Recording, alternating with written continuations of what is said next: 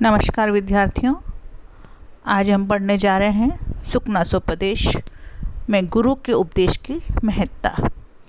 गुरु उपदेशः च नाम पुरुषाणाम अखिल मल प्रक्षालन शमम अजलम स्नानम।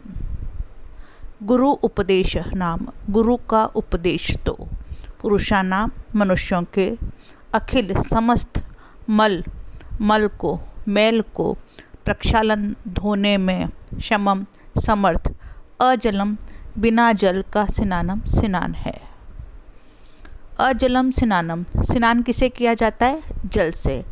पुरुषानाम, हम मनुष्यों में यदि किसी प्रकार का मल या मैल शरीर पर लग गया है तो हम उसे स्नान करके हटा देते हैं, और यह स्नान होता है जल से। अर्थात हमारी दृष्टि में बिना जल के कोई स्नान नहीं होता है, किंतु यह स्नान तो मनुष्य के शारीरिक मल को धोने में है।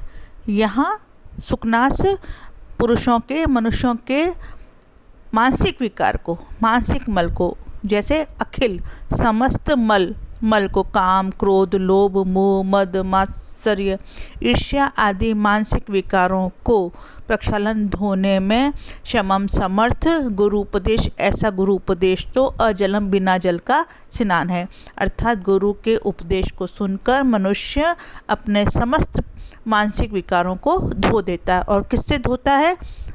स्नान से।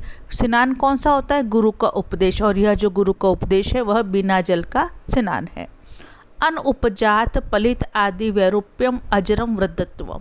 अन यानी नहीं, उपजात उत्पन्न हुआ है, पलित आदि पकना, बालों का सफ़ेद होना, बालों का पक जाना, आदि इस प्रकार की वैरूप्यम कुरूपता को, ऐसा वृद्धत्वम वृद्ध अवस्था। सामान्यतः जब मनुष्य वृद्ध हो रहा होता है तो उसके बालों का पलित आदि, बालों का पकना, केशों का सफ़ेद होना, इस प्रकार से उस मनुष्य के बालों में वैरूप्यम यानी विपरीतता, कुरूपता आ जाती है, तब वह मनुष्य वृद्ध होता है। किंतु गुरु के उपदेश को सुनकर मनुष्य इस प्रकार से वृद्ध होता है, अजरम, बिना वृद्धावस्था के भी वो वृद्ध हो जाता है। अर्थात उसमें परिपक्वता आ जाती है। जहाँ बाल पक जाते हैं वह तो शारीरिक है, किंतु मानसिक रूप से उसमें परिपक्वता आ जाती है, तो उसे कहा जाता है अनुपजात, बिना उत्पन्न हुए ही। पलित आदि बालों का पकना, बालों का सफ़ेद हो जाना, ये जो कुरूपता है या विरूपता है, इसके बिना ही अजरम, बिना वृद्धावस्था वाला वृद्धत्वम वृद्धापन है या वृद्धता है। अर्थात सामान्यतः मनुष्यों के जब बाल पकते हैं उनमें कुरूपता आती है, तभी बालों में जब कुरूपता आती है तभी वह वृद्ध माना जाता है, वह परिपक्व माना जाता है। किंतु गुरु का उपदेश तो मनुष्य को बिना वृद्धावस्था आए ही वृद्ध कर देता है, उन्हें परिपक्व बना देता है, उन्हें समझदार बना देता है, उन्हें मैच्योर बना देता है। अन आरोपित मेद दोषम गुरुकरणम। अन यानी नहीं, आरोपित बढ़ाए हुए भी, मेद चर्बी के दोषम दोष को, ऐसा गुरुकरणम महत्ता या भार बढ़ाने वाला होता है।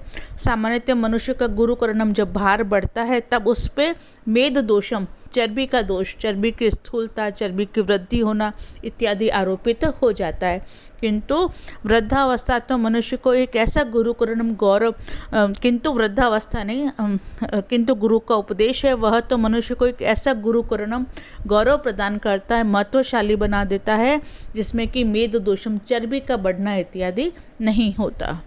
असवर्ण विरचनम अग्राम्यम कर्ण आभरणम।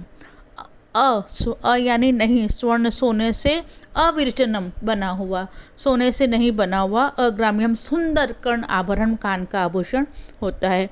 सामान्यतः कर्णाभरणम, कान का जो आभूषण होता है वह सुवर्ण विरचनम, सोने से बना हुआ होता है। किंतु कान उनको सुनते हैं, जब कान सुनते हैं तो कान का सौंदर्य बढ़ता है, कान का शारीरिक सौंदर्य नहीं बढ़ता है, अपितु गुरु के उपदेश को सुनने से कान भी सुंदर हो जाते हैं। और अर्थात वे बिना सोने के आभूषण को पहने हुए भी कान सुंदर हो जाते हैं। अर्थात हमारे कान उस गुरु के उपदेश को सुनकर हमारे कानों में ऐसा प्रतीत होता है कि हमारे कान सुंदर हो रहे हैं, क्योंकि हमने उन्हें सुना है। अतीत ज्योति आलोक, अतीत यानी रहित है ज्योति, प्रकाश से जो रहित है ऐसा आलोक प्रकाश है। सामान्यतः प्रकाश जो होता है वो ज्योति से युक्त होता है, किंतु गुरु का उपदेश एक ऐसा होता है जो ज्योति अतीत लौ से रहित मानो कोई प्रकाश है। न उद्वेग करह प्रजागरह, न उद्वेग करह प्रजागर, प्रजागर यानी जागरण। रात्रि भर अगर कोई जागरण करे तो उसके मन में कुछ बेचैनी, घबराहट इत्यादि उत्पन्न हो जाती, क्योंकि वो रात भर सोया नहीं है। किंतु गुरु का उपदेश तो एक ऐसा प्रजागर, आप मनुष्य को ऐसा जगह देता है, उसे सही विषयों की तरफ, सही आदतों की तरफ, सही विचारों की तरफ ऐसे भेज देता है कि मानो वो अभी नींद से जगा है। अर्थात अगर आप बिना नींद लिए जगे रहते हैं तो आप में उद्वेगता आती है, बेचैनी होती, घबराहट होती है। किंतु गुरु का उपदेश तो एक ऐसा जागरण है जिसमें उद्वेगता नहीं आती, मनुष्यों को उद्वेगता नहीं आती। विशेषेण राज्ञम, विशेष रूप से तो राजाओं के लिए कहा जा रहा है। विरला ही तेषाम उपदेष्टार, विरला कम होते हैं ही, क्योंकि तेषाम उन राजाओं को उपदेष्टार उपदेश देने वाले, अर्थात उन राजाओं को उपदेश देने वाले तो बहुत कम होते हैं। क्यों? कारण बताते हैं सुखनास। प्रति शब्दक इव राजवचनम अनुगच्छति जनो भयात, प्रति शब्द की प्रतिध्वनि के समान। गुफा में अगर हम हैं, जैसे ही हम आवाज़ लगाते हैं तो हमारी आवाज़ वापस गूंज के हमारे पास आ जाती है। प्रति शब्द की प्रतिध्वनि के समान राजवचनम, राजा के वचनों का अनुगच्छन्ति पालन करते हैं। प्रजाजन भयात, भय से।